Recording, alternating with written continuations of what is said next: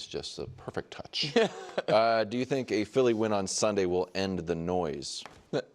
Not necessarily, but can I back up a tiny bit? Because I watched this whole 5-minute thing. I've changed on this a bit. Oh. I don't think this is purely rooted in like wide receiver selfishness stuff. Okay. I think he's legitimately concerned about the offense. And it's not just about him. Really? Like about him getting his numbers. Really? Coach, hold on, Coach. Before you wince, you and I were on the same page on this initially. Yeah, really. Because he seemed more than genuine over the course of those 5 minutes. And he said something in there that to me was an alarm bell, but it seemed honest. He was like, man, 2 years ago we went to the Super Bowl, but we lost. He's like, last year we started 10 and whatever, and then it was, he said, a landslide. He's like, and I'm like, here we go again. He said, quote, here we go again.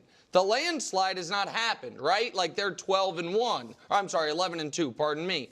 But he is legitimately concerned, maybe erroneously, maybe he shouldn't be, but that they're not going to have enough juice in the passing game to win the most critical games. How many yards did Jalen throw for in the Super Bowl? Well, I know he had 4 touchdowns, 3 rushing, 1 passing. I don't think a lack of pass. They threw the ball okay that year. Again, I'm not. I can't necessarily back up his opinion. I'm saying it seemed to. At first, I thought it was coming from I need to get mine place. Yeah. And now it feels more like it's coming from I don't think our offense is good enough right now to do what we need to do place. When did A.J. Brown get anointed the accountability police? Like when did that Maybe there's happen? a vacuum, Coach. So vacuum in the locker room. So he gives his honest answer after the game. Right. That's his honest answer. Now, Thursday removed, he's going to talk about how someone else was emotional, right? He gave an emotional. Right. Really? He gave the emotional response? Okay. So now you're the accountability expert on what's wrong with the team, and you're going to compare it to last year when the defense was terrible, right? They couldn't stop anybody. They had to run the ball, not just for effectiveness, they had to run the ball to keep the defense off the field. And then throwing the ball, we look at Jalen Hurts with 15 interceptions. That was one of the big problems, too. So now look at Jalen's numbers. His quarterback rating is almost 11 points better than it has been. Touchdown percentage is up.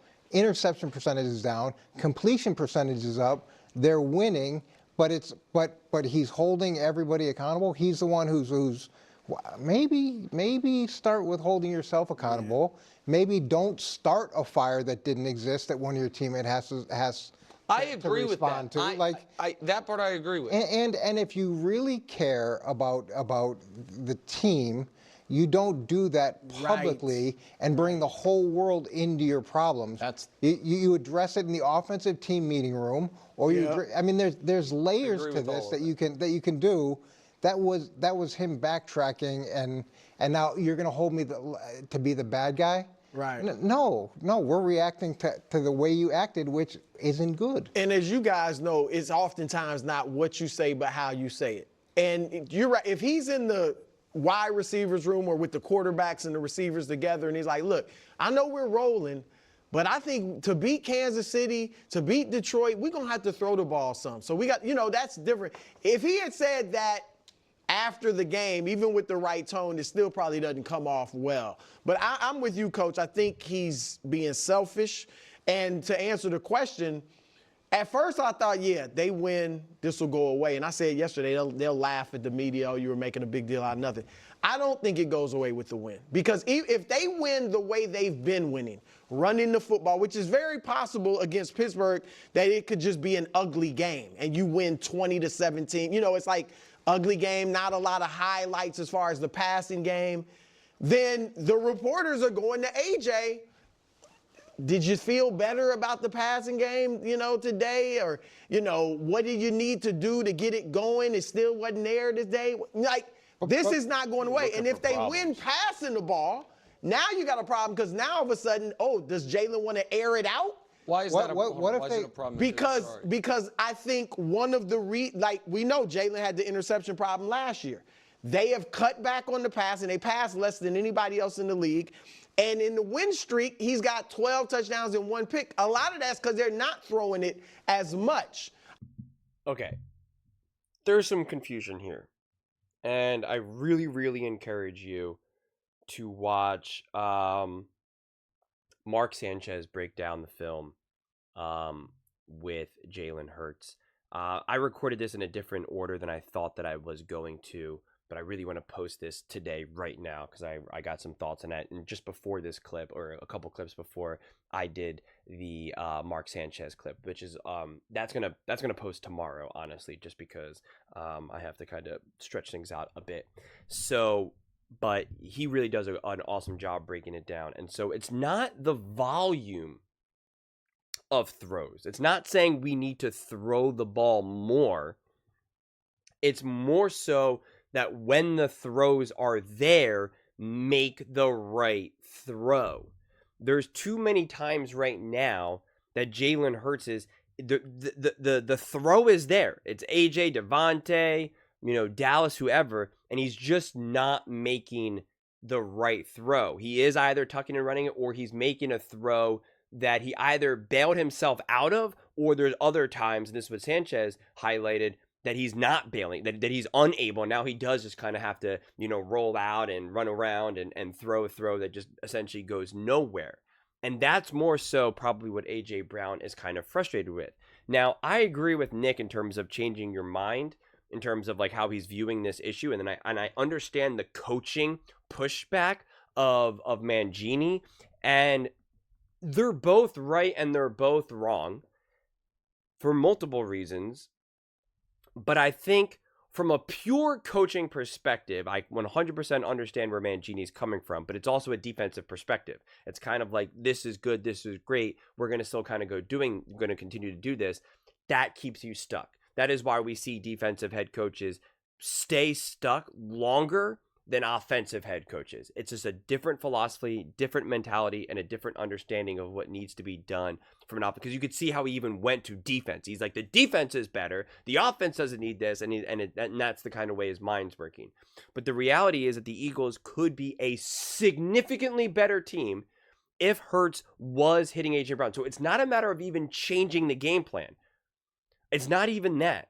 It's not a matter of changing the game plan. It's just executing the game plan that is there for them even better. And they would be winning these games by 14 points. Like they would be winning these games more. The offense will be better.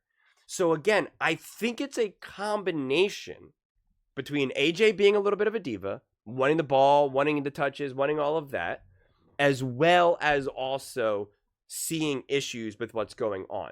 Because if he's open, there's one thing if he's getting upset and he's just not open, or he's not being involved for whatever reason, but they're still winning, they're winning by 14 points or something like that, which we've seen him do. That's the thing. That's the problem. That's why he doesn't get 100% the benefit of the doubt, because we've seen the Eagles roll teams, dominate teams, and he's still unhappy. And it's like, bro, relax. But that's different. So that's why I still think it's a combination of that, of him wanting that, but also being like, on that play, I was open. I was the right read. You looked me in the eyes. Throw me the ball. Like, what are you doing? And so I think both things can be true.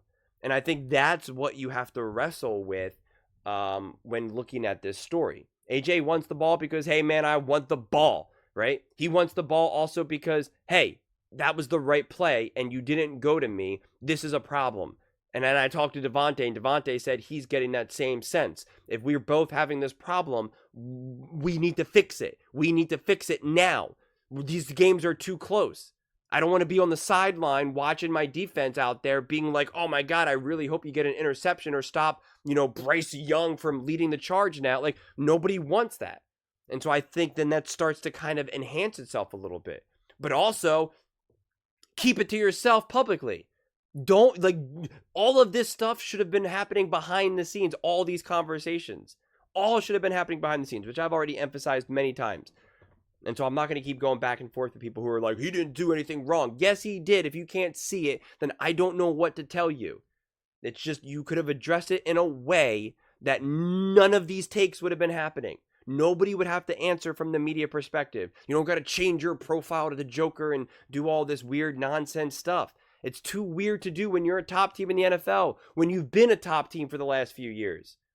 Like that's not what winning franchises and winning organizations do.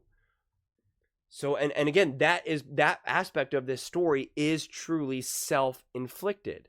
And again, you have to reconcile with that.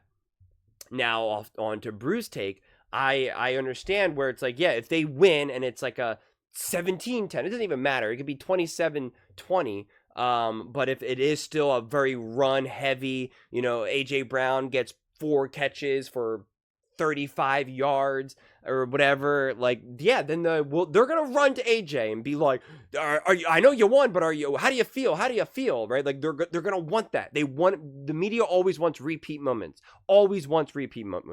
and then they're gonna keep asking him again and again and again. Does it anger you? Are you frustrated? Do you think your relationship with Jalen Hurts is causing that? They're gonna keep trying to poke and prod because that is what they do. And that's going to be a thing. And then if he has a big game and he gets the ball and Hurts is airing it out, they're like, is this validation that what you were saying was right? And they're still going to try to undercut it. Like, it's still going to be drama. And again, that's self-inflicted. That's self-inflicted because of how everything has unfolded. So to be clear, the answer is not saying we're throwing the ball 23 times. We need to throw the ball 30 times. That's not what it is. It's figuring out how to get Jalen Hurts to hit the receivers when they are open, when the read is there. And again, as Sanchez kind of talked about, when you're really kind of boiling it down, you're either going to do these pure progressions where you just go 1, 2, 3, 4, 5, and you don't care about what the defense is doing. You don't care about anything. You're just doing your progressions, or these more pre-snap reads. But I've been kind of saying that, like, they, ironically playing Russ, do more how Russell Wilson's career has been maximized, where it still is very much run first. These play actions, RPOs, and schemed throws, where the throw is very clearly defined. It's less work for the quarterback. And again, it's not saying that you're incapable of doing it. It's just, I always say this, it is the job of the offensive coordinator to clearly define, to simplify, to make things easier for any quarterback.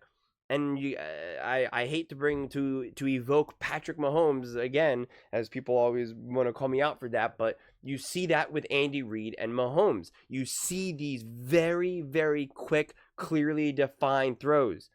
And that is what Mahomes has been doing with Reid, and it's obviously been very successful. And I'm not saying that that's what the Eagles need to do, but it's still, because even on the spectrum of some of these scheme throws and some of the things that I'm talking about, doesn't mean that it has to be these quick, short, 4-yard, 5-yard throws. That, again, multiple things can be true, but it's still another tool in the toolbox. But I just think that they need to kind of figure out more so how to get, figure out why Hurts is looking at certain throws, and the throw is there. He sees it. So he's like, he's not missing it, but he's not letting it rip. And that is where they kind of have to figure it out more so than anything. The answer is not to just have him throw again, because you're just going to have the same problem again, right? If you keep burning the chicken, if you just keep making the chicken again and again and again, it's still going to be burnt. You got to figure out, well, is my oven too hot? Am I cooking it too long? Like, something different has to happen. It's not just a volume thing. But those are just my thoughts. I'd absolutely love to hear yours. What do you guys all think about the Philadelphia Eagles? Nick Wright changing his mind in terms of viewing what A.J. Brown is saying and his concerns. Do you think a win on Sunday would end the noise? Let me know in the comments below. I read every single comment, so whether you agree with me or disagree with me, either way, let's get in some discussions. Let's get in some fights. But ultimately, let's just have some fun. And please do consider subscribing. We're building an amazing community here, and I'd absolutely love to see you part of it. I want to build something that we all genuinely feel connected to, something that we're really excited to be part of. I think we're well on our way to doing it. Please don't forget to give this video a thumbs up, as it really does help with the visibility and the algorithm. Thank you so much, and see you next time.